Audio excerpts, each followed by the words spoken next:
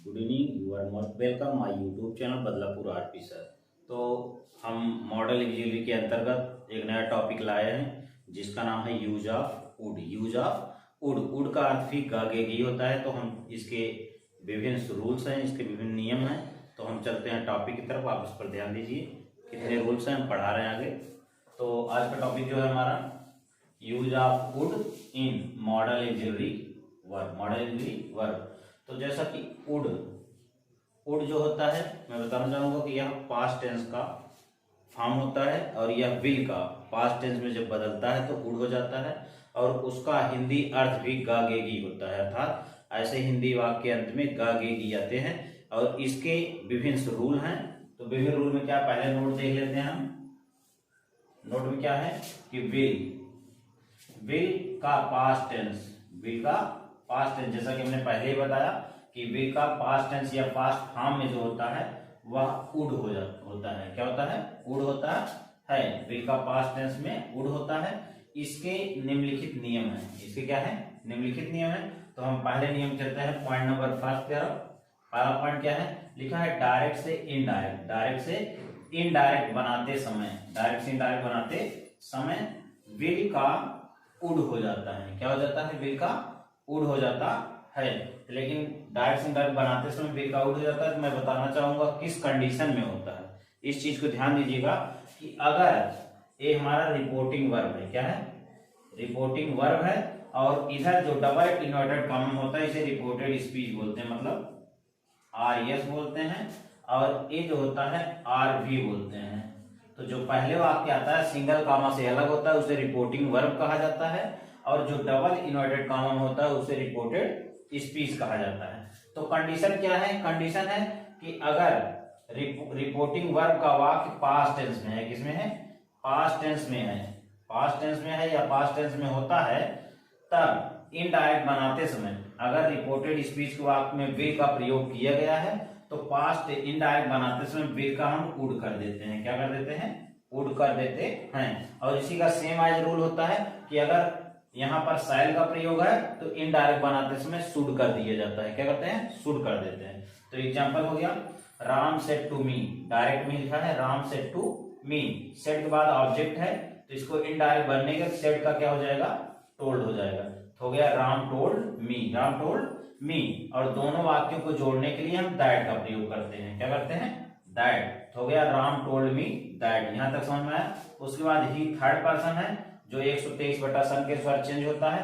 तो इसको फार्मूला है 123 बटा सन, फर्स्ट पर्सन सब्जेक्ट के अनुसार, सेकंड पर्सन ऑब्जेक्ट और थर्ड पर्सन नो चेंज। तो यहाँ पर ही जो है यहाँ पर थर्ड पर्सन है, इसलिए ही का ही रहेगा, उसमें कोई चेंजिंग नहीं होगा। इसके बाद आता है विल। विल का पास्ट टेंस क्या हो जाएगा? वुड हो जाएगा। क्या हो जाएगा? वुड। उसके बाद कम, कम का कम हो जाएगा। यहाँ टुडे है, ये निकटता सूचक शब्द है, निकटता सूचक शब्द है। तो निकटता सूचक शब्द को हम दूरी सूचक बदलने में, यहाँ हो गया दैट डे। क्या हो गया? That day. तो इस तरह हमारा हो गया Ram told me that he would come that day. तो हमारा नोट पॉइंट फर्स्ट हुआ। इस तरह आप सेंटेंस और भी देख सकते हैं। तो अब चलते हैं हम अपने पॉइंट नंबर 2 नोट तरफ, सेकंड तरफ। सेकंड नोट में लिखा है कि प्रेजेंट टेंस, इसमें प्रेजेंट टेंस अर्थात वर्तमान काल। प्रेजेंट टेंस मीन्स वर्तमान काल में विनम्र निवेदन, विनम्र निवेदन, इसे इंग्लिश में कहते हैं पोलाइट रिक्वेस्ट। क्या कहते हैं? पोलाइट रिक्वेस्ट या विनम्र निवेदन या पोलाइट रिक्वेस्ट प्रकट करने के लिए, प्रकट करने के लिए हम क्या करते हैं? Would plus MV first, would plus MV first, would plus MV first form का प्रयोग किया जाता है। और हिंदी वाक्य would plus MV first form का प्रयोग किया जाता है। और हिंदी वाक्य के अंत में, हिंदी वाक्य अंत में गागेगी, हिंदी वाक्य अंत में गागेगी। तथा कभी कभी कृपया, क्या लिखा रहता है? कृपया शब्द भी कभी कभी लगा रहता है। तो वैसे भी सामान्य रूप से हम जानते हैं कि क्या होता है कि निवेदन करने के लिए हम कृपया शब्द का प्रयोग करते हैं। जैसे कृपया आप मुझे अपनी पुस्तक देंगे, कृपया आप मुझे अपनी कलम देंगे, कृपया आप मुझे कुछ पैसे उधार देंगे। या ऐसे भी कर सकते हैं, क्या आप मुझे अपनी कलम देंगे, इस तरह भी कर सकते हैं। कृपया नहीं लगाते तब भी। तो मांगने के अर्थ में, निवेदन के अर्थ में हम क्या करते हैं? कृपया शब्द जुड़ा रहता है तो थोड़ा फॉर्मल लगता है। तो इस तरह हम चलते हैं अपने सेंटेंस की तरफ, देखते हैं। तो इसको याद रखिएगा, ऐसे सेंटेंस प्रेजेंट का भाव प्रकट करते हैं, प्रेजेंट टेंस का या वर्तमान काल का फिर करते हैं। तो इनको हम बनाने के लिए हम क्या करते हैं, वुड का प्रयोग करते हैं। क्या करते हैं, वुड। तो हम चलते हैं अपने एग्जाम्पल तरह। एग्जाम्पल देखते हैं क्या है। एग्जाम्पल लिखा है, क्या आप वहां जाने की कृपा करेंगे। यहाँ पर देखिए निवेदन का भाव हो रहा है कि क्या आप वहां जाने की कृपा करेंगे, या इसको ऐसे भी कर सकते हैं, कृपया आप वहां जाइए, कृपया आप वहां जाइए। तो दोनों सेंटेंस में निवेदन का भाव प्रकट हो रहा है या पोलाइट रिक्वेस्ट की बात आ रही है। तो इस कंडीशन में हम करते हैं कि देखिए वाक्य अंत में गी शब्द आता है, तो हम क्या करेंगे, हम वुड का प्रयोग करेंगे। वुड का प्रयोग क्या होता है, विनम्र निवेदन के लिए। तो हो गया would you please go there, would you please go there. इसका अर्थ क्या हो, क्या आप वहां जाने की कृपा करेंगे, या कृपया आप वहां जाइए। तो इसका अर्थ भी वही होगा, you please go, would you go there. तो हमारा दूसरा सेंटेंस है क्या आप मुझे अपनी कलम उधार देंगे, क्या आप मुझे अपनी कलम उधार देंगे। यहाँ पर हमने पहले बताया किसी चीज को मांगने के अर्थ में निवेदन का भाव प्रकट किया जाता है। तो फिर हो गया क्या कि वुड, क्या के लिए हम क्या करेंगे, वुड यू लेंड मीन्स होता है उधार देना, और बारो मीन्स होता है उधार लेना। तो आप दो वर्ड याद रखिए, लेंड मीन्स होता है उधार देना और बारो मीन्स होता है उधार लेना। तो हो गया would you lend me your pen. हमारा तीसरा एग्जाम्पल है, क्या आप मुझे कृपया अपनी मोबाइल देंगे, क्या आप मुझे कृपया अपनी मोबाइल देंगे। तो यहाँ पर निवेदन की भाव प्रकट और कृपया शब्द आ गया है।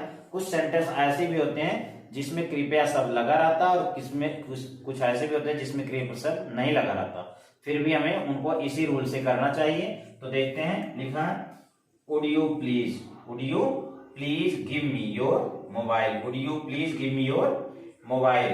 तो एक बार सेंटेंस फिर से रिवाइज कर देते हैं। क्या है कि would you please give me your mobile, कि क्या आप मुझे कृपया अपनी मोबाइल देंगे। तो हम चलते हैं अपने नेक्स्ट पॉइंट की तरफ। तो हम चलते हैं नोट नंबर 3 की तरफ। 2 नोट हो चुका है। नोट नंबर 3 देखते हैं हम कि क्या रूल्स है। नोट नंबर 3 में लिखा है, कभी कभी पास्ट टेंस में आदत प्रकट करने के लिए, ध्यान दीजिएगा इस बात को। कभी कभी क्या होता है, पास्ट टेंस में आदत प्रकट करने के लिए भी, आदत प्रकट करने के लिए, जिसको हम इंग्लिश कहते हैं हैबिचुअल एक्शन। इंग्लिश में क्या कहते हैं, हैबिचुअल एक्शन, अर्थात हैबिचुअल एक्शन कोई भी आदत संबंधित कार्य हो जो दैनिक मतलब नियम से हमेशा किया जाए, प्रायः किया जाए, तो जिसमें हैबिचुअल एक्शन आ जाए। तो ऐसे सेंटेंस जब आते हैं तब भी हम क्या करते हैं, वुड। यहाँ पर लिखा है कि इस कंडीशन में हम क्या करते हैं, would plus MB first form का प्रयोग किया जाता है। तो एक बार फिर देख लीजिएगा, अगर पास्ट टेंस में आदत संबंधित वाक्य आते हैं, अर्थात उनसे कोई काम डेली होने का भाव प्रकट हो रहा है या नियमित होने का भाव प्रकट हो रहा है, तो उस कंडीशन में हम क्या करते हैं कि ऐसे वाक्यों के अंग्रेजी बनाने के लिए वुड प्लस एमबी फर्स्ट का प्रयोग करते हैं, या कभी कभी हम क्या करते हैं, use two plus MB first. तो ऐसे वाक्यों को बनाने के 2 तरीके हैं, या तो वुड प्लस एमबी फर्स्ट का प्रयोग करते हैं, या तो use two plus MB first form का प्रयोग करते हैं। तो आगे देखते हैं हम। फिर लिखा है परंतु, इस चीज को ध्यान दीजिएगा, परंतु एक चीज नोटिस दिया है कि ऐसे वाक्यों में, परंतु ऐसे वाक्यों में कोई ना कोई एडवर्ब ऑफ फ्रीक्वेंसी, कोई एडवर्ब ऑफ फ्रीक्वेंसी, जिसकी हिंदी होती है आवृत्तिवाचक, जिसकी हिंदी क्या होती है, आवृत्तिवाचक या आवृत्तिवाचक बोधक या क्रिया विशेषण, या आवृत्तिवाचक क्रिया विशेषण, आवृत्तिवाचक क्रिया विशेषण या आवृत्ति बोधक क्रिया विशेषण, चाहे जो कह सकते हैं। तो आवृत्ति मतलब होता है कोई चीज, किसी चीज को बार बार रिवीजन करना या दोहराना, जो प्रायः होता रहे उसे हम कहते हैं आवृत्तिवाचक या आवृत्ति बोधक। ठीक है, तो इस तरह हो गया। उसके बाद इसमें कौन कौन सा आते हैं। एडवर्ब ऑफ फ्रीक्वेंसी के अंतर्गत बहुत सारे शब्द आते हैं, जैसे हुआ डेली, डेली मीन्स रोज, एवरीडे प्रत्येक दिन या प्रतिदिन, ऑफन प्रायः या बार बार, समटाइम्स कभी कभी, समटाइम्स कभी कभी, ऑकेजनली, ऑकेजनली, ऑकेजनली मीन्स होता है कभी ना कभी, कभी ना कभी, ऑकेजनली इसको बोलते हैं, ऑकेजनली मीन्स कभी ना कभी, रेयरली, रेयरली मीन्स होता है शायद ही, शायद ही। उसके बाद है once a week, once a week means सप्ताह में एक बार, ट्वाइस ए वीक मीन्स सप्ताह में दो बार, on Sunday, on Sunday means रविवार को, जैसे वह प्रायः रविवार को आया करता था, कहने मतलब है कोई क्रिया जो है वह बार बार दोहराई जा रही है। तो इस प्रकार के एडवर्ब ऑफ फ्रीक्वेंसी वाले जो शब्द होते हैं वे अधिकांश रूप से ऐसे वाक्यों में प्रयोग किए जाते हैं। तो इन शब्दों को याद रख लीजिएगा। उसके बाद हम चलते हैं अपने एग्जाम्पल तरफ। एग्जाम्पल देखते हैं क्या है, लिखा है कभी कभी, एग्जाम्पल पहला है कभी कभी, यहाँ पर लिखा है कभी कभी पिताजी मुझसे नाराज हो जाया करते थे, करते थे पास्ट टेंस बता रहा है, कौन सा पास्ट टेंस बता रहा है। फिर देखिए कभी कभी पिताजी मुझसे नाराज हो जाया करते थे, तो यहाँ पर कभी कभी आ गया, पहली चीज पहचान हो गई कि एडवर्ब ऑफ फ्रीक्वेंसी है, दूसरा है करते थे पास्ट टेंस है। तो ट्रांसलेट कैसे करेंगे, कभी कभी इंग्लिश होती है समटाइम्स, क्या होती है sometimes my father, sometimes my father would, my father would get angry, get angry means होता है नाराज होना, नाराज होना, get angry with me means मुझसे, विथ मी मीन्स मुझसे। तो इस तरह हो गया sometimes my father would get angry with me. तो याद रखिएगा समटाइम्स मीन्स क्या होता है कभी कभी। दूसरा एग्जांपल हमारा है मेरी माताजी रविवार, रविवार यहाँ बता दिया, रविवार रविवार मतलब कोई क्रिया बार बार दोहराई जाए, रविवार रविवार बाजार जाया करती थी, मेरी माताजी रविवार रविवार बाजार जाया करती थी। तो इसमें बार बार दोहराया जा रहा है। फिर हो गया my mother would go to market on Sunday, on Sunday मतलब बार बार रविवार को। उसके बाद होता है हमारा, तो इस तरह हमारा हुआ। तो उड के साथ हम यूज टू, हमने पहले बताया कि इसका दो प्रयोग कर सकते हैं, उड का भी प्रयोग कर सकते हैं और यूज टू का। तो हम थोड़ा सा डिफरेंस लेते हैं। लिखा है मेरी माँ प्रायः, यहाँ पर प्रायः शब्द आ गया, मेरी माँ प्रायः ऐसा कहा करती थी। तो दो शब्द मिल गए प्रायः और कहा करती थी पास्ट टेंस।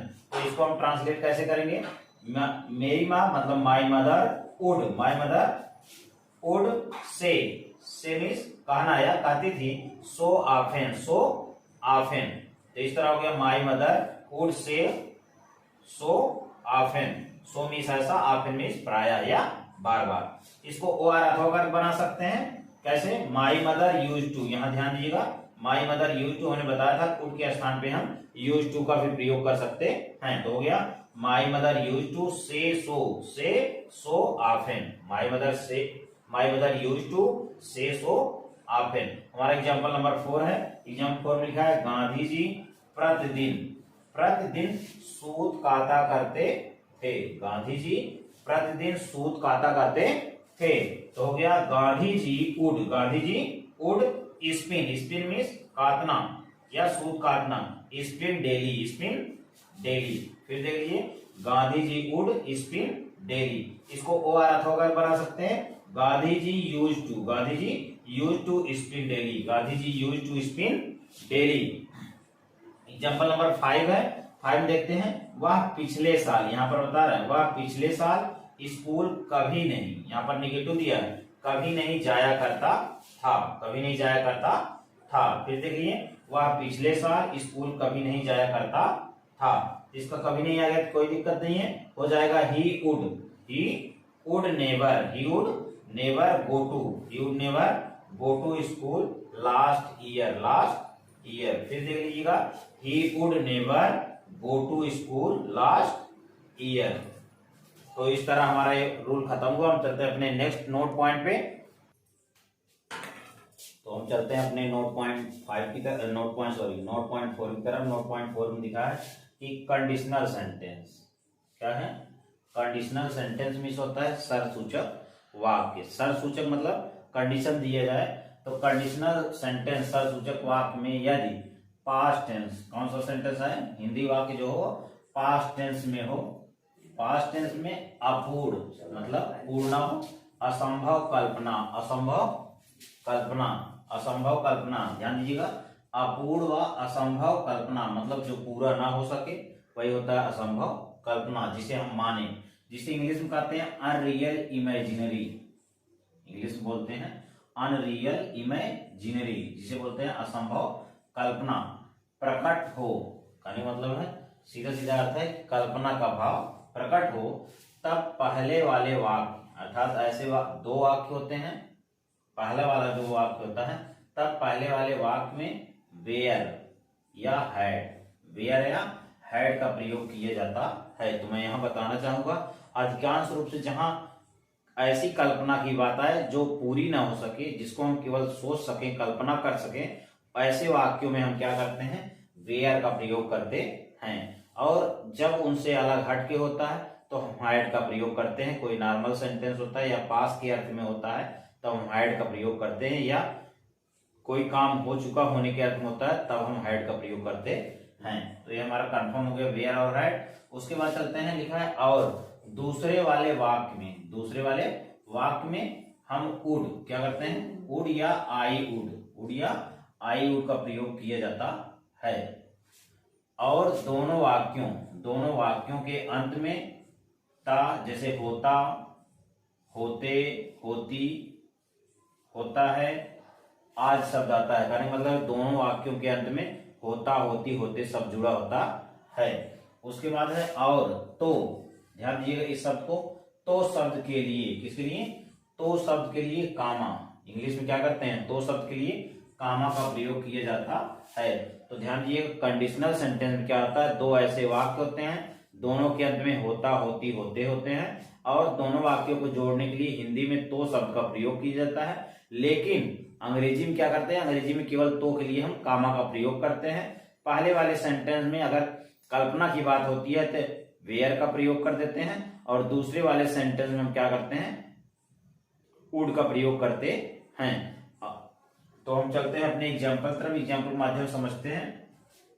लिखा है यदि, यदि मैं राजा होता, यदि मैं राजा होता, यहाँ तो होता ता शब्द आया है, उसके बाद फिर क्या है, गरीबों की सहायता करता, फिर आ गया था।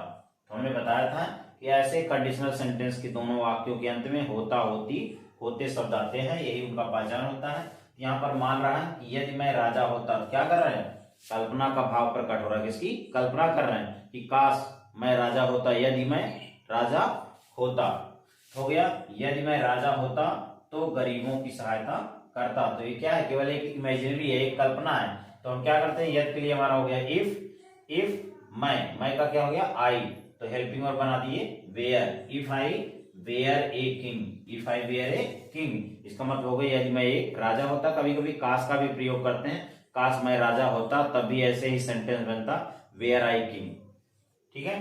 तो हो गया if I were a king. उसके बाद यहाँ हमने बताया था तो के लिए क्या करते हैं, कामा का प्रयोग, तो कामा हो गया। फिर देखते हैं गरीबों की सहायता करता है, यहाँ पर सब्जेक्ट जो है वह हाइड है अर्थात रिमूव, यहाँ पर सब्जेक्ट जो है वह बताया नहीं गया, लेकिन हमें क्या करना होगा, सब्जेक्ट मान लिया जाएगा क्या, मैं, क्यों, क्योंकि यही सब्जेक्ट है जो इसमें प्रयोग है, यही सब्जेक्ट यहाँ पर है, यहाँ सेंटेंस हो जाता यदि मैं राजा होता तो मैं क्या होता, मैं गरीबों की सहायता करता। यहाँ पर मैं वो जो है वह कामा की वजह से सब्जेक्ट लुप्त है, लेकिन हम इंग्लिश लिखते वक्त हम उसका प्रयोग कर देंगे। यहाँ हो गया आई वुड, ध्यान दीजिएगा आई वुड हो गया। हमने पहले बताया था कि वुड का प्रयोग करेंगे, यहाँ हो गया आई वुड। उसके बाद गरीबों की सहायता करता, help the poor, help the poor. एक बार फिर से समझ लीजिए, यदि मैं राजा होता तो हो गया if I were a king. तो हमने बताया कि वेयर जो है वह कल्पना के लिए प्रयोग किया गया, यदि के लिए इफ हो गया, मैं के लिए I, if I were a king, और तो के लिए कामा कर दिए। उसके बाद गरीबों की सहायता करता, मतलब मैं गरीबों की सहायता करता, तो हो गया I would help the poor, I would help the poor. इस तरह हमारा सेंटेंस कंप्लीट हो गया। दूसरे सेंटेंस तरफ चलते हैं। दूसरा सेंटेंस लिखा है यदि मैं पक्षी होता, यदि मैं पक्षी होता, फिर कल्पना कर रहे हैं, क्या कर रहे हैं, इमेजिनरी कल्पना की बात है। यदि मैं पक्षी होता तो आकाश में उड़ता, यहाँ पर सिर्फ कल्पना की बात है, कि यदि मैं पक्षी होता तो आकाश में उड़ता। तो हो गया if I were a bird, if I were a bird. तो आप समझ गए होंगे कि अगर कल्पना की बात आती है सीधा सीधा वेयर का प्रयोग करेंगे। तो हो गया if I were a bird comma मैं, यहाँ पर मैं सब्जेक्ट अपने मन से कर दिए पहले सब्जेक्ट में, हो गया I would fly in the sky, fly in the sky. हो गया फिर देखिए if I were a bird I would fly in the sky. हमारा एग्जांपल नंबर तीसरा है। तीसरा देखते हैं, लिखा है यदि मेरे पंख होते, यहाँ पर ध्यान दीजिएगा, यदि मेरे पंख होते, कहानी मतलब मार रहा है, कल्पना कर रहा है, यदि मेरे पास पंख होते, मेरे पंख होते मतलब मेरे पास पंख होते, सेंस यही निकल रहा है, यदि मेरे पंख होते या मेरे पास पंख होते तो मैं आसमान में उड़ता, मैं आसमान में उड़ता। तो हो गया सीधा, पास के अर्थ में हैड का प्रयोग होता है वैसे ही पता है। तो if I had wings, if I had wings, यदि मेरे पास पंख होते तो के लिए कामा कर दिए, मैं आसमान में उड़ता, आई would fly in the sky, I would fly in the sky. तो हो गया इफ, फिर देख लीजिए इफ आई हैड विंग्स, यदि मेरे पास पंख होते तो आई would fly in the sky, तो मैं आसमान में या आकाश में उड़ता या आसमान में उड़ता। इस तरह हमारा सेंटेंस ये कंप्लीट हो गया। तो एग्जांपल नंबर हम 4 चलते हैं। 4 में लिखा है यदि, क्या लिखा है, यदि नेता ईमानदार होते, यदि नेता ईमानदार होते तो देश प्रगति करता, देश प्रगति करता। फिर सेंटेंस दीजिए, यदि नेता ईमानदार होते तो देश प्रगति करता या देश विकास करता या उन्नति करता। तो क्या हो गया, इफ नेता द लीडर्स, यहाँ पर एक नेता की नहीं बात, बहुत सारे नेता है। इफ द लीडर्स, हो गया इफ द लीडर्स वेयर, कल्पना कर रहे हैं, if the leader were honest, कहने मतलब ये नेता ईमानदार होते, if the leader were honest comma, उसके बाद देश प्रगति करता, the country would progress, the country would progress. फिर देख लीजिए if the leaders were honest comma the country would progress, progress भी उन्नत करना है, प्रगति करना है, विकास करना। तो हमारा लास्ट पॉइंट है नोट नंबर 5। नोट नंबर 5 में देखते हैं क्या लिखा है। लिखा है कि जब पास्ट टेंस से, किससे, पास्ट टेंस से पूर्ण, पास्ट टेंस से पूर्ण मतलब परफेक्ट या संभव कल्पना, संभव कल्पना मतलब ऐसी कल्पना जो पूरी हो सके, जो पूरी हो सके। पास्ट टेंस से पूर्ण व संभव कल्पना, जिसे हम रियल इमेजिनरी कहते हैं, क्या कहते हैं, रियल इमेजिनरी, संभव कल्पना प्रकट हो, संभव कल्पना प्रकट हो, तब दूसरे वाले, यहां देखिएगा सेकेंड सेंटेंस, कौन सा, दूसरे वाले वाक्य में वुड हैव, क्या करते हैं, would have plus MB third. तो आपको पता है हैव के साथ हमेशा एमबी थर्ड फॉर्म प्रयोग होता है, तो हो जाएगा दूसरे वाले वाक्य में would have plus MB third का प्रयोग किया जाता है। लेकिन अगर पहले वाले सेंटेंस में हैड आया है तब उसके साथ भी हम क्या करते हैं, एमबी थर्ड का प्रयोग पहले वाले वाक्य में भी करते हैं। तो एग्जांपल देखते हैं, लिखा है एग्जांपल में पढ़ा, यदि तुम मेरे पास आते, यदि तुम मेरे पास आते तो, यदि तुम मेरे पास आते तो मैं तुम्हारी सहायता करता, तुम्हारी सहायता करता। हो गया। तो देखते हैं, लिखा है यदि तुम मेरे पास आते, यदि तुम मेरे पास आते तो मैं तुम्हारी सहायता करता। तो हो गया if I had come, if you had come, यहाँ पर कम जो है या थर्ड फॉर्म है, come came come, if you had come to me, उसके बाद फिर है comma I would have help, यहाँ थर्ड फॉर्म हो गया I would have help you, I would have help you. फिर देख लीजिए if you had come to me I would have helped you.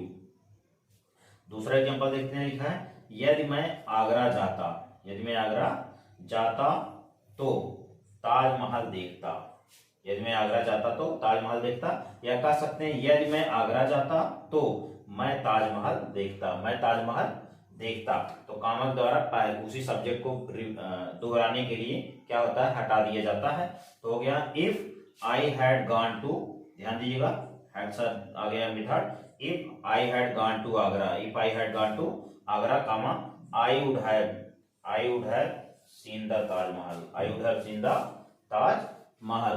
तो फिर देख लीजिए एग्जांपल, लिखा है यदि मैं आगरा जाता तो ताजमहल देखता, तो हो गया if I had gone to Agra, comma I would have seen the Taj Mahal, I would have seen the Taj Mahal. इस तरह हमारा ये एग्जाम्पल फिनिश हुआ। हम चलते हैं आगे। तो हमारा ये आज यूज ऑफ वुड जो है यहाँ फिनिश हुआ, और हम उम्मीद करेंगे कि आप लोगों को यह वुड के विभिन्न जो नोट्स हैं, विभिन्न रूल्स हैं, वो आपको समझ में आ गया होगा।